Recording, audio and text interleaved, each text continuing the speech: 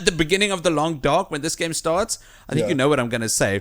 Ladies and gents, when this game starts, there's a big disclaimer that says, do not use what you've learned here to survive in the wilderness. It will not work. You will die. You know they have to put that disclaimer there. Yeah, of course. Because if they don't, people are going to do it and die. Oh, I played the Long Dark. I can survive in Canada. It's cold. Yeah. I know what to do. I've played Microsoft Flight Simulator. I can fly this plane. That is the classic one, isn't it? Oh, I know I can fly a plane. I've played Surgeon Simulator. I can remove someone's larynx.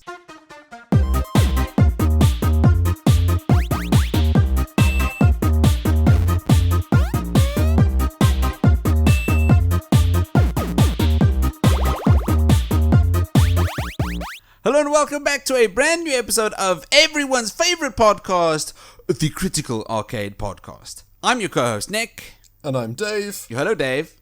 Hello, Nick. You well? Yes. Have you ever gone camping? Yes. As a British person, I think fundamentally you always go camping at least once in your life. And South Africa's very big into camping, right? Yeah. Are the English fond of camping? Fond's a strong word. Okay. Do we do it? Yes. Is it kind of like a British thing in its own right? So we all kind of go camping at some point. Now, I was a rural kind of lad, so I grew up in the country. So you didn't have nightclubs and stuff like that. When you wanted to get away from your parents and have fun with your friends, you went camping.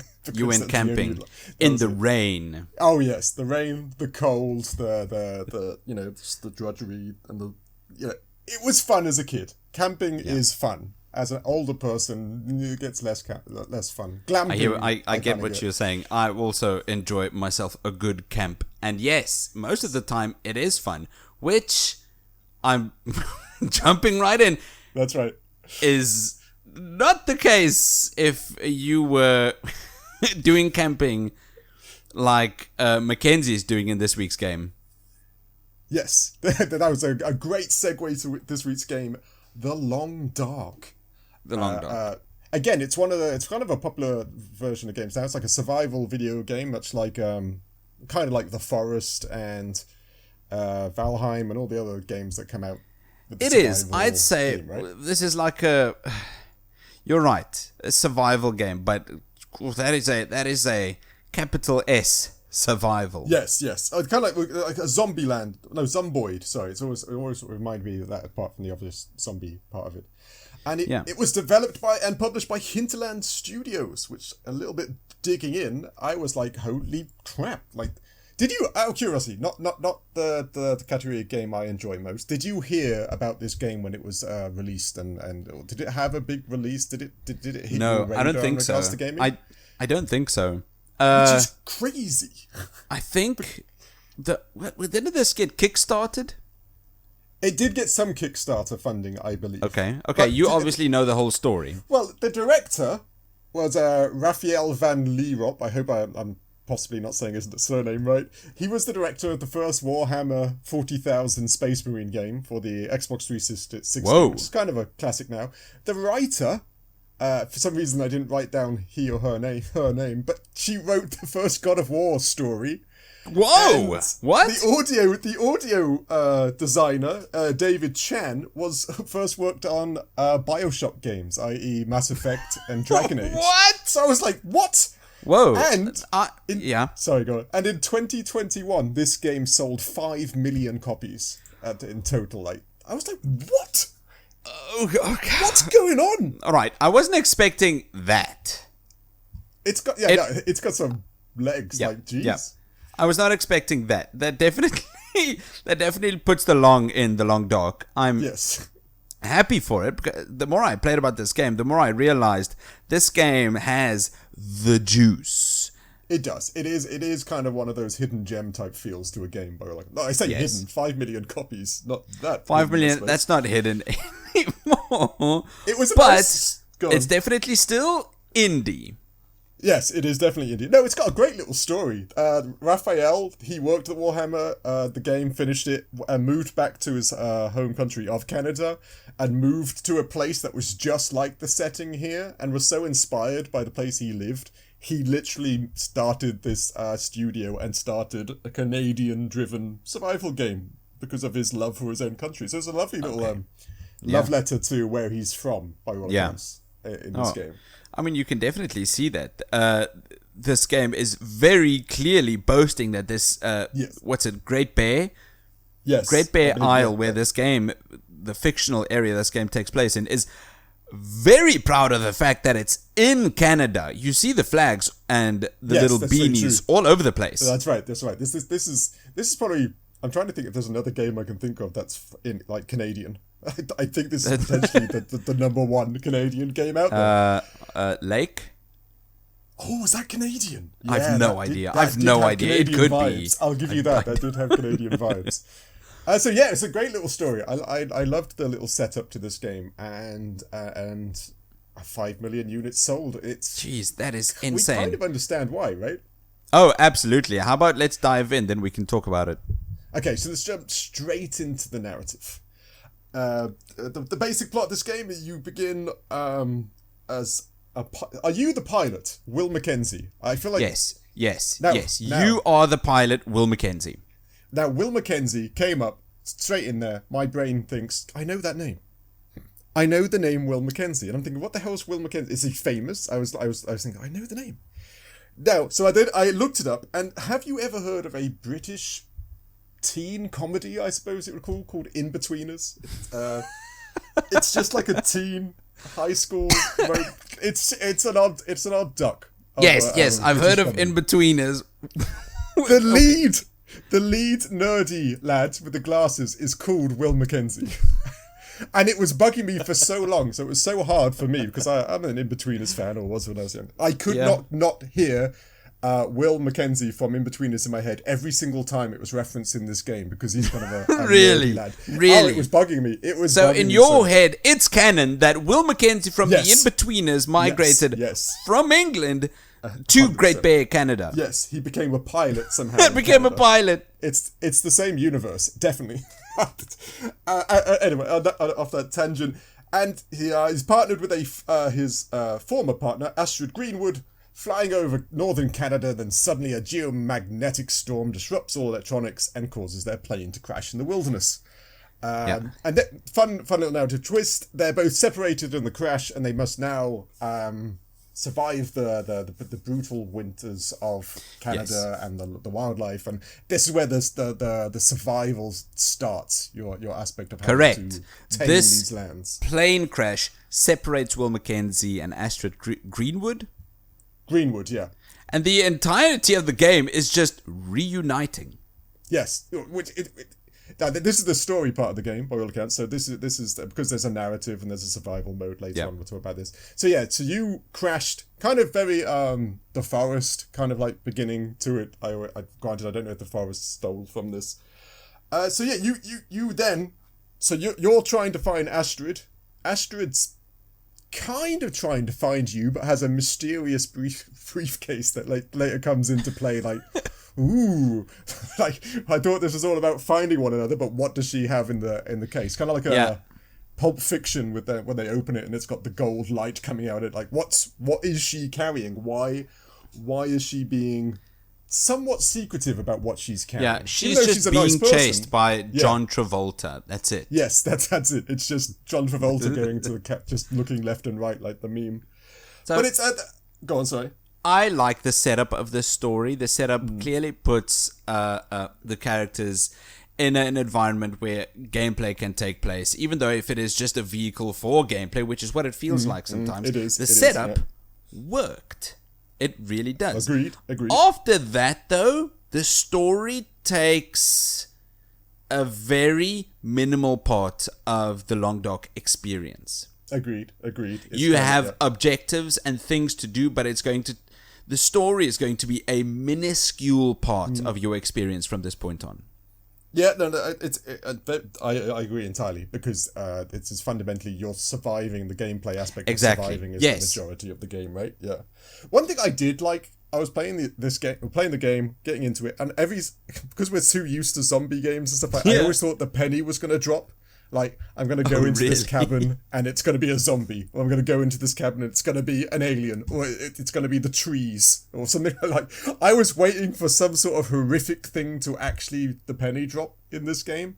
But it's more of like a human It isn't fantastical. It really is. It is just You're right. a human story which is kind of grounded and kind of cool. I've also developed that anticipation. Yes, of course.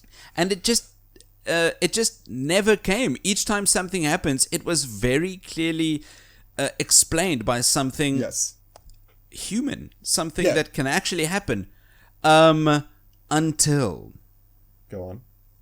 I'm not going to go on because I want people to play this game. Oh, yes. But there's definitely an until.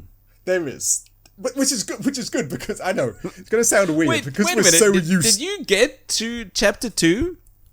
No. But I did a bit of research. I went over the plot to some degree. But it's one of those weird things when you spend all your time looking for the big thing, and then you're playing, you're human, you're trying to survive. It's, nothing's going to go wrong, nothing's going to go wrong. And then something does go wrong, you're kind of like, oh, okay then. But like you said, this game, story-wise, develops in chapters, kind of like a Telltale game. Yes. Right? They used to develop in release chapter in regards to the storytelling. Yeah. And you could see they were trying to up the ante a bit as the later chapters gone on, which makes sense. The first one being the introduction, and the later ones being a bit more of mystery and they're trying to keep the mystery going by just adding layers and layers and layers. That's right.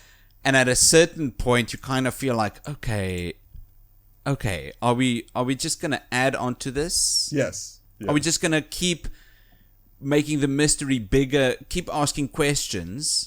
Yeah, and but no stop answers. answering them? Yeah, when are we true. jumping the shark here?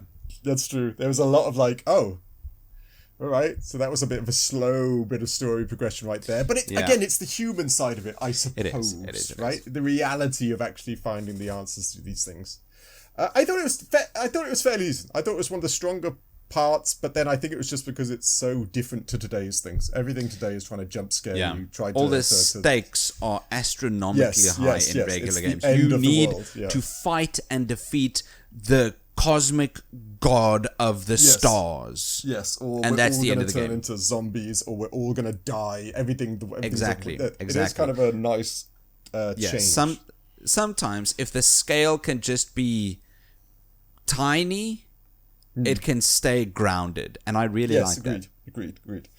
So, by all accounts, that's all the story, because we don't want to add spoilers. Spoilers are the best thing in regards to story. It's kind of pointless telling you all the things. We would like people, when it comes to games we like, and good games, we would like for people and players to experience them themselves. Yes, in this case, the story isn't big, or it's not groundbreaking, phenomenally well done, but it is something that should rather be experienced yourself.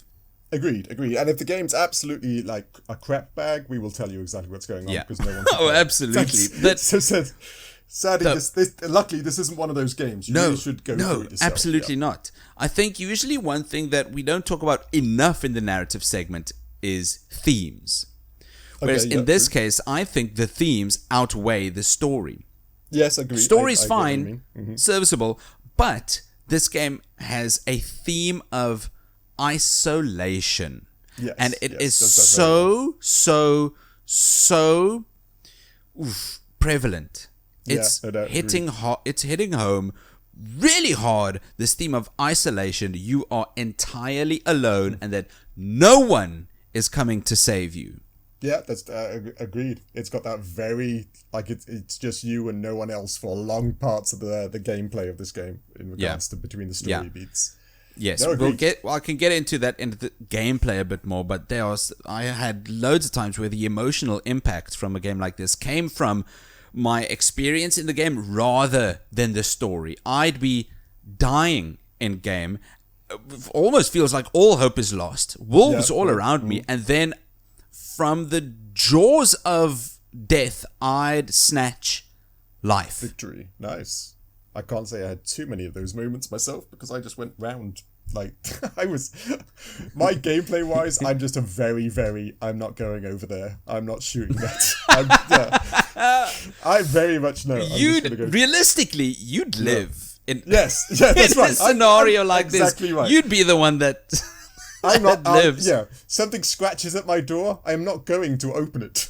Like, I'm not going to go around and check what it is. But anyway, visually, what did you think of this? Visually, this game isn't this isn't a new game. Rather, it's all neither is it a visually super strikingly competent graphical fidelity up the wazoo game. I think this is this is just a very distinctly stylized art direction, right? Almost which works in its favor, though, right? Did you not? It does. It does absolutely. The softer palettes and the less defined graphics kind of gave you like a Strangely enough, go on. The word I got is painterly. Nice, yes, yeah, I got what you mean in regards to like an oil painting or something like that. Exactly. If you look at the sky, it's not clouds like we know clouds, it's brush strokes. Yes. It is very... Again, it's got that type of, like I say, the brush strokes tells a story a lot better than the ultra-realistic be scared because you're going to die soon type thing. It does. Like I cannot wait for the day that the gaming industry at large clicks that art direction trumps graphical fidelity each and every time. I think it is working, you know. I hope so. I really hope so. Did you hear that Sora has been yes, live sport's been taken away, right? It's gone. I did, and everyone rejoiced. Yes, I think it might be the sign that people have realized, you know, we want the arts to be done by artists and stuff like that. So we like paintings. We like nice soft palettes in an eerie, cold, isolated Canada type feel. Yeah. We enjoy these things. We do. I mean, just for that fact alone, what we just mentioned, that is what makes the visual style of a game like this timeless. Yeah. This game was released, I think it was more or less 10 years ago.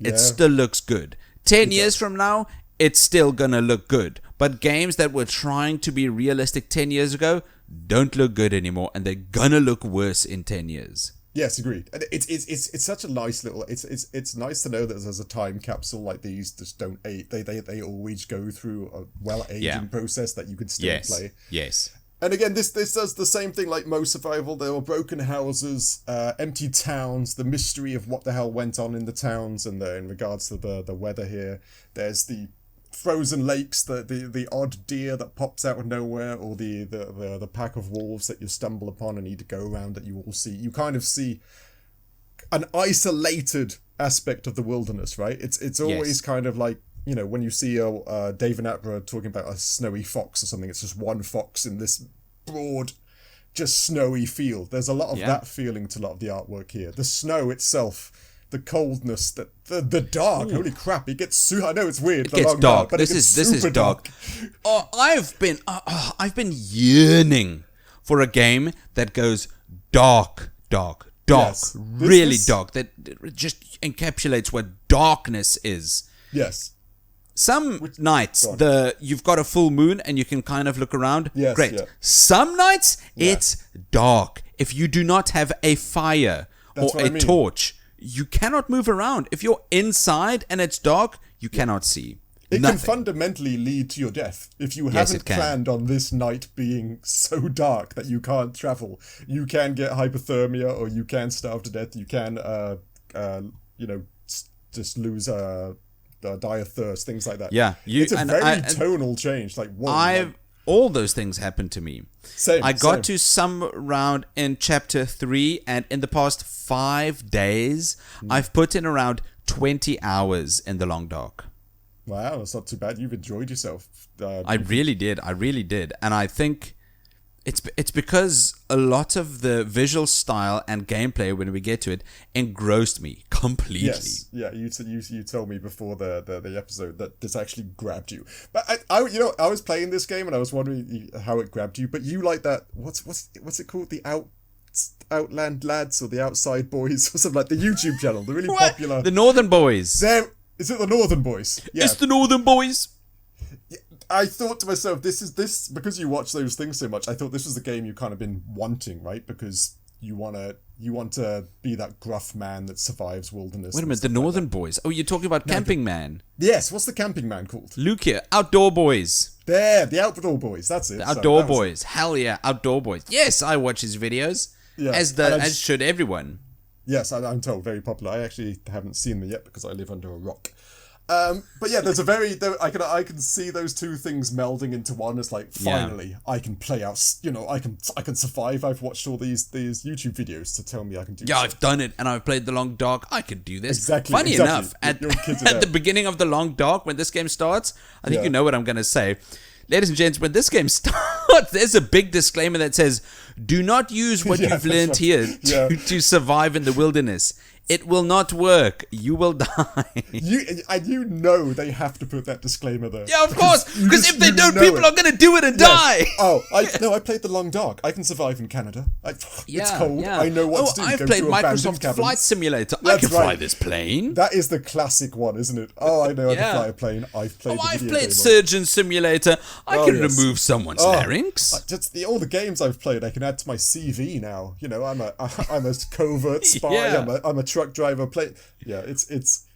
It's crazy that disclaimer has to be up there, but we all understand why. It is. Anything else visually you want to add, or should we go into audio? Just the weather isn't just something on your UI, but if you're in a snowstorm, you'll know. Wow. If you're in a blizzard, you'll know. If it's night, you'll know. If it's fog, you'll know. The visibility and tension, the visuals create just using the weather, it's phenomenal. It is, and it does do it very well. Audio-wise, again, you're audio man by all accounts, but I do check the voice actors because I like to go deep dive. Not too many voice actors in this game. It is kind of like it's an isolation simulator to some degree, so not too many.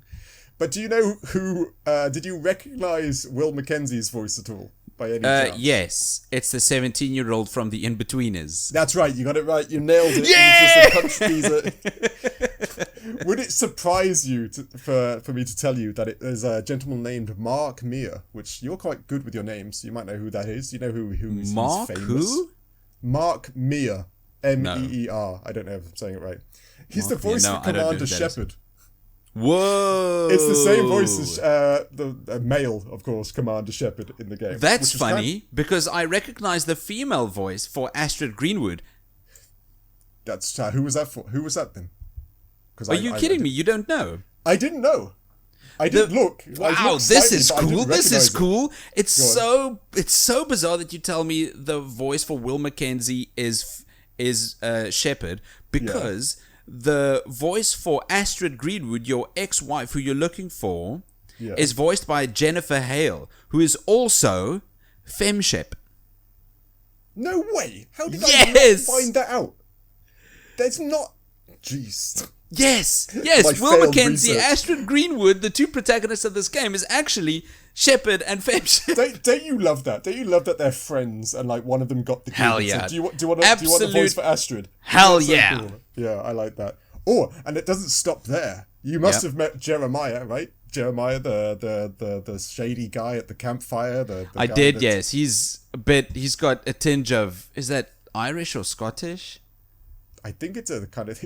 I don't really know because it kind of blended in and out for me. But do you know who voiced it? No. Do you know a gentleman named as David Hayter? I think I say that right. No. Is that Solid Snake? It is Solid Snake. Yeah! It is Solid Snake. I knew it. I knew it when he goes... Right? Yes, Will it does. Mackenzie. That's exactly right. I did... But isn't it so cool? I'm guessing because of the people they know, they got these voice actors to come do the context they've made while working on, what was it, God of War and the other ones. That's what I mean. Do you think they just send a quick text or a phone call saying, "Oh, absolutely, do you mind just doing a voice in my new game"? Oh, absolutely. The one guy did Mass Effect. You said. Yes, exactly. I love the idea that you can just pick up and they go, yeah, sure, send me the script, and they do these things, and you get some prolific actors in your indie games. It's so cool. That was all. Granted, I failed at finding Shepard by all accounts. I couldn't Jennifer find Hale. anyone else. Jennifer Hale is quite prolific. She also voices Ash in Overwatch. Yes, I'm not an Overwatch person. I'm guessing. Okay. Yes. Which one's Ash? You know me, robot girl. Oh, it's the cowboy girl with the white hair, and she yells, "Bob!" Ah, yes, that one. I know exactly what you're talking about. But anyway, anything else about the audio? Your audio, of course. No, I've still got a ton more for audio. So when This game's got a couple of modes. The two big main modes would be the story mode and survival mode. We could get into that in gameplay, but when you start the story mode called Wintermute, at the start of each chapter, you get a little intro that plays. Yeah. This intro is probably one of the best intros I've ever seen. Wow. Ever. That's a big award, by all accounts. Not necessarily because it's so visually striking, but because it encapsulates the experience of the long dog so astonishingly well. By just watching this video, you get what the long dog is trying to tell you. The music is The Lion's Roar by First Aid Kit. It fits well with the visuals that they're trying to go for. They introduce characters. They show you locations. They even give you the story beats that get introduced 10 hours into the game. Yeah, I know what you mean. It's one of those. I wrote this down. It's the sound and everything. It adds to the you versus nature. The actual kind of scary beauty and just frigid absurdity of like where you are at the same time. Right? It's got that same atmospheric feel. It does. It does. I mean. Yeah. And it was this intro and this song that made me remember something that I've not thought about in a long time. Have you heard about the short story called To Build a Fire by Jack London? No, I don't. It's a kiddie's short story or just like a well-known short story? No, definitely not a kiddie's short story. Okay. It's good to know. To Build a Fire was written by Jack London in 1902, more than 100 years ago. Yeah. It depicts a man traveling alone through the Yukon with his dog.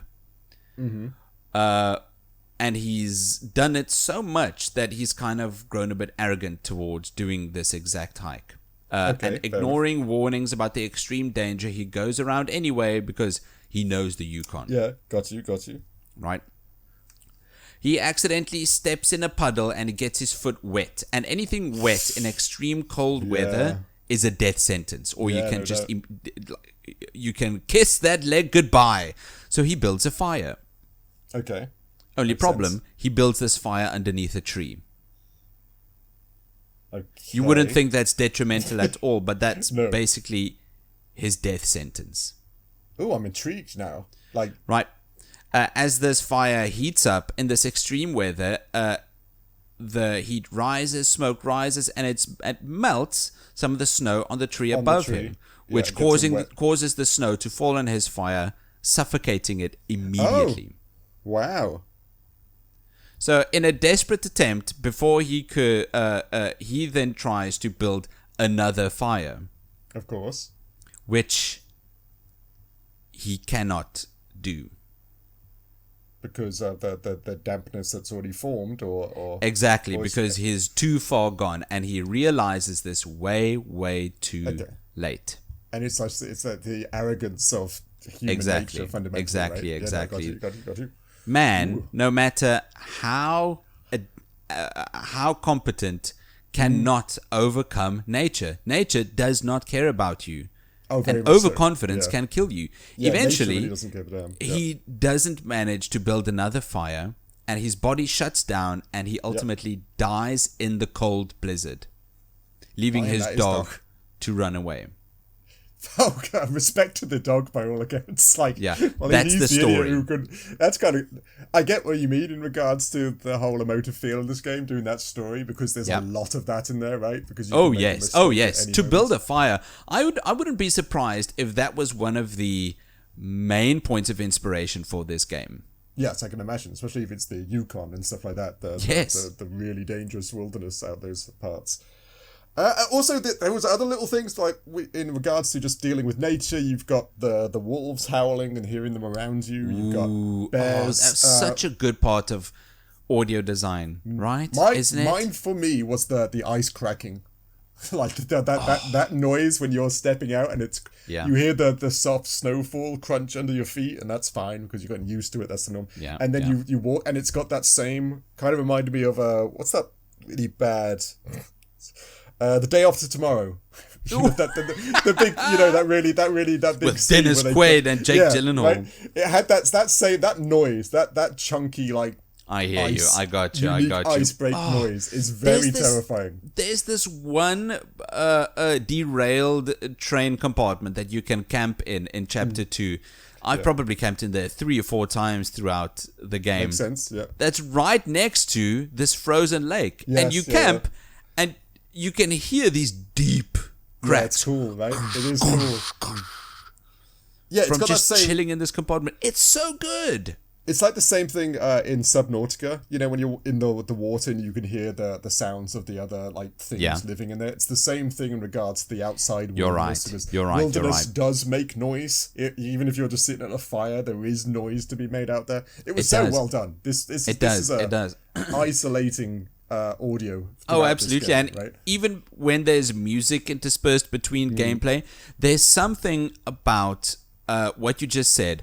Wilderness makes sound. There's something about that is very true, but also super unnerving, because there will be times where the wilderness won't make a sound. Yes, I know it's a weird contradiction to exactly what we were saying, but you're absolutely right. But you completely understand what I'm trying to say. It. There is. Right? This game, much like other horror games, even though this isn't a horror game, much like other horror games, this game weaponizes silence. Yes, it does. It very much does. It's granted. I know you don't get snow, or we don't get snow in these parts. But have you ever been in snow? Sorry, it's a weird question out of the blue. Like twice.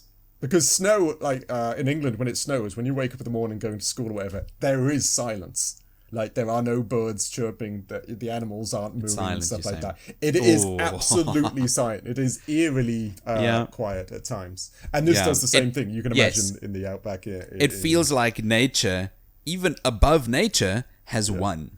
Yes. Oh, definitely. It is. You feel minuscule. You feel tiny in this broad wildlife centric. Anything else audio-wise, or should we go to the game? No, I think audio does a lot of heavy lifting for the atmosphere of this game, but I think what engrossed me so much during the Long Dark was the gameplay itself. Yes. I think it's one of the stronger points of the game. Definitely. And I can completely understand why some people have put dozens and dozens, sometimes hundreds of hours into playing this game. There are people, YouTube videos and stuff, that my 100th day playing Long Dark Survival, and like my 200th day, like, geez. Some people, there's an achievement for reaching 1,000 days in survival mode. That's no story. That's just surviving in the areas. That's kind of absurd. That's like 1,000 days. That's more than 3 in-game years. That's crazy.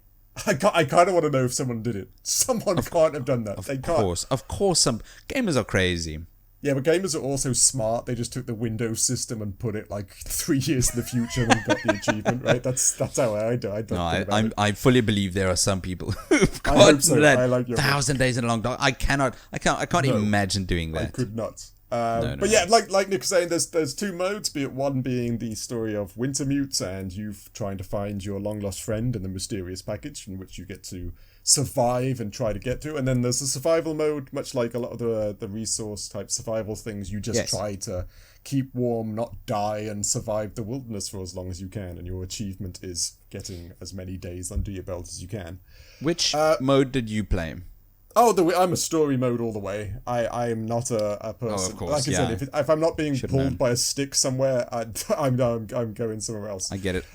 I tried the survival mode, but instantly became very bored. Yes, you got to be the person who loves this type of thing to really get the most out of those types of game, the survival thing. Yeah, I played the story mode too, because I really liked having an objective to go for the entire time. Having a bit of a mission.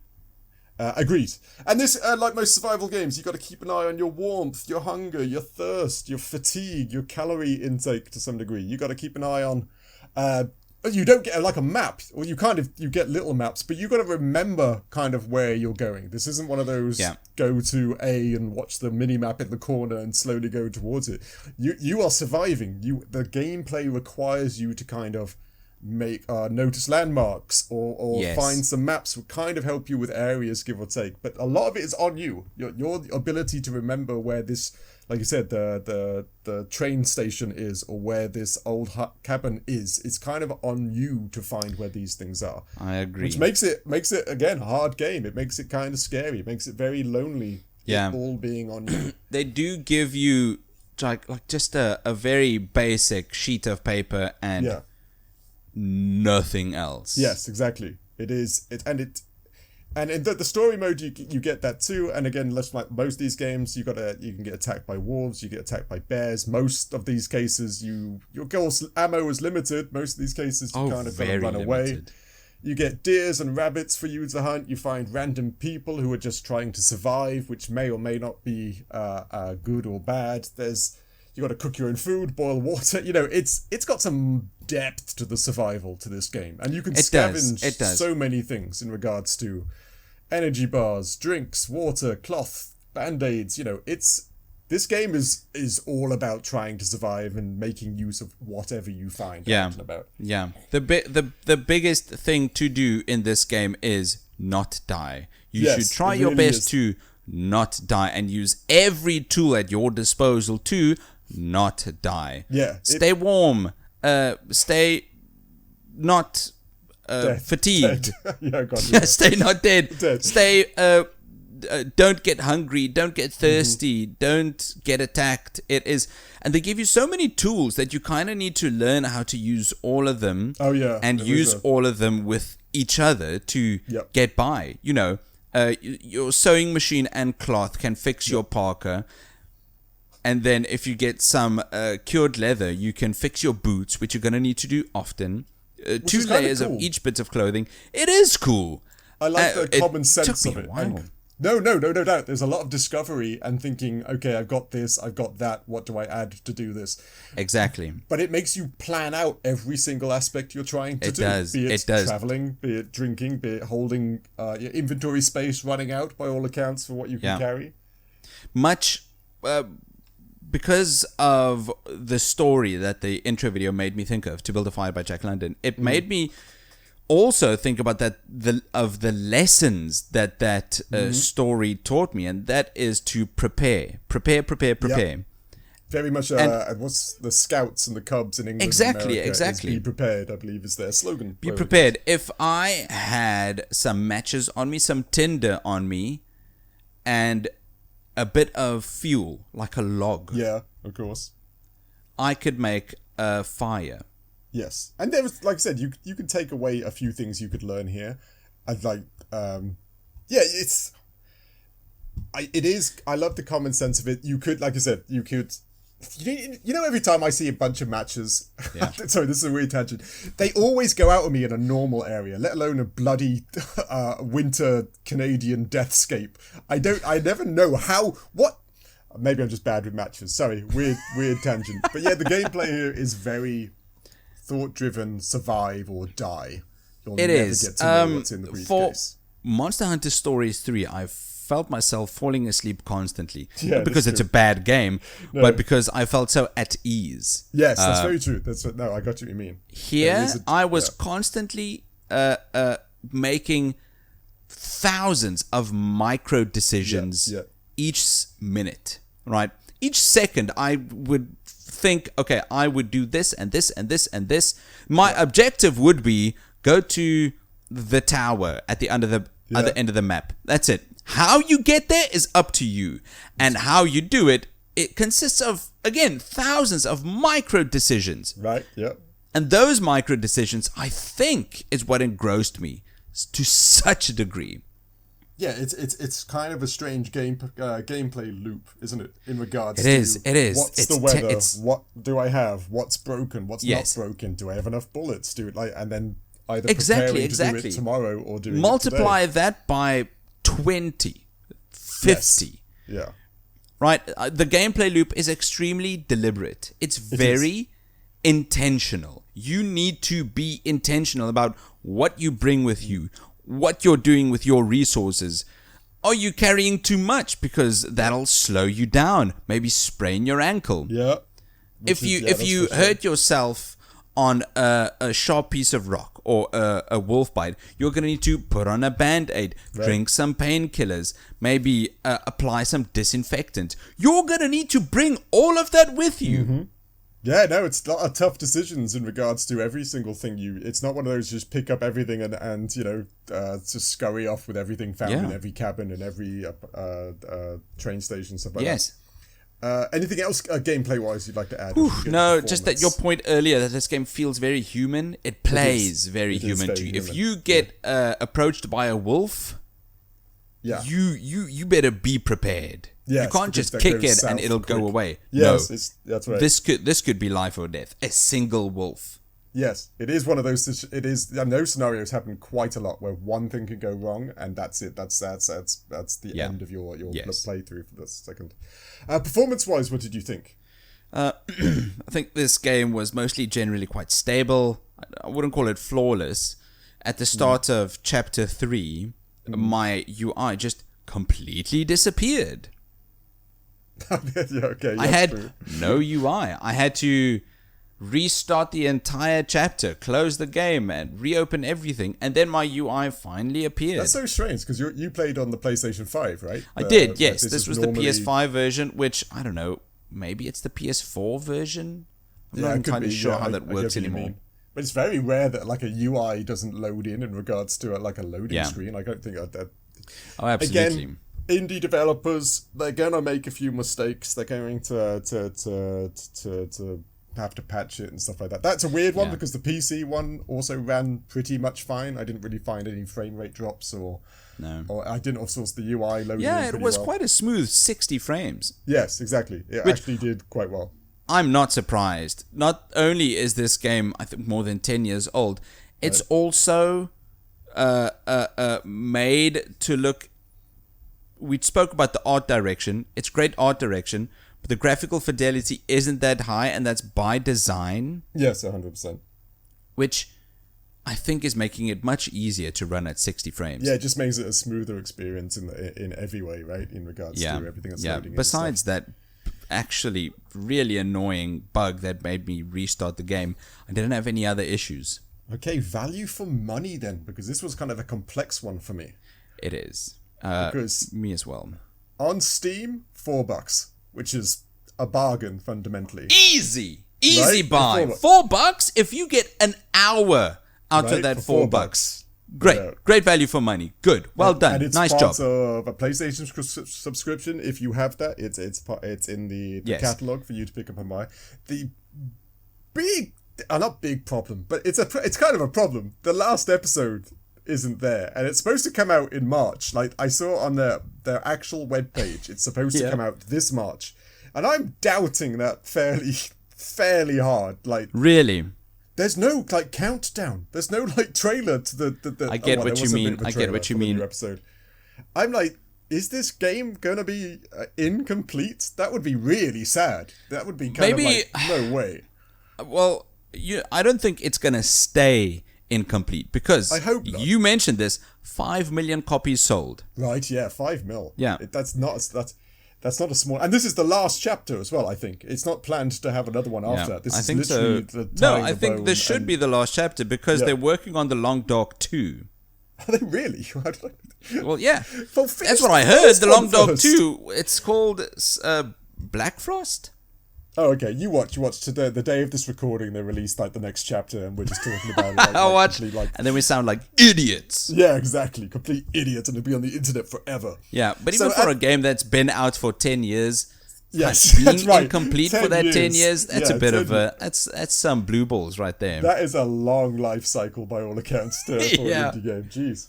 But $4, it's hard not to kind of love it at that price. For example, the story itself, with the chapters so far is about 20 hours if you play it steadily. 20. I'm 20 hours in and I'm halfway through chapter 3. Wow, you really are enjoying yourself by all accounts. Or you're just learning by all accounts. So it's got some longevity. Of course, the sandbox itself, time frame, it's unlimited. You can keep going until you die. So there's longevity to that. There's worth and value to that in regards. So for $4, it's very hard not just to say this is just a green light. Go for it. This is well worth it. And just that not complete thing is kind of bugging me. But I agree. It's not complete. It could be complete in the next week or so. Yeah, I'm going to believe that it is going to be completed, if not in the next week, even if it isn't the next year, it'll be complete eventually. But the one thing that if you buy this, it's not going to be for all 5 chapters, maybe eventually, but if you buy this, you're going to be enraptured by the gameplay loop. Oh, true. And that I agree. is present and complete.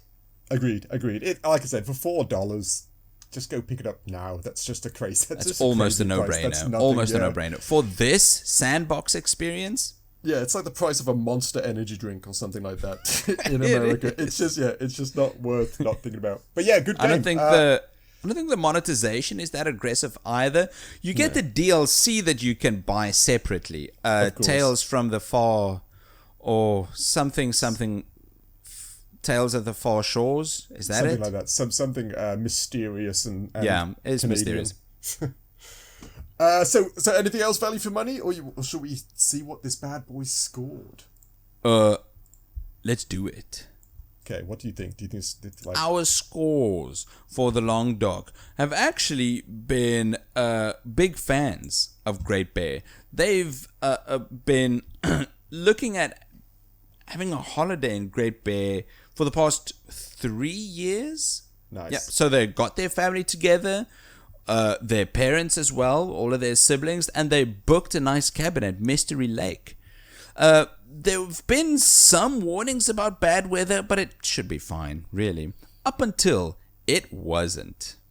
Everyone in this cabin got either hypothermia or frostbite. Not a lot of them survived. Those that did got the letter grade rating of C+. Nice. Did you also see we scored exactly the same but in different We chapters? did? That's crazy. I don't think we've done that for a very long time. Identical scores to the point. I see that, identical scores. That's nice. Yeah, I wish I could give this more than a C+, because this is definitely a case of a game being more than the sum of its parts. Yeah, it is. Agreed. I know what you mean. It does feel like this game.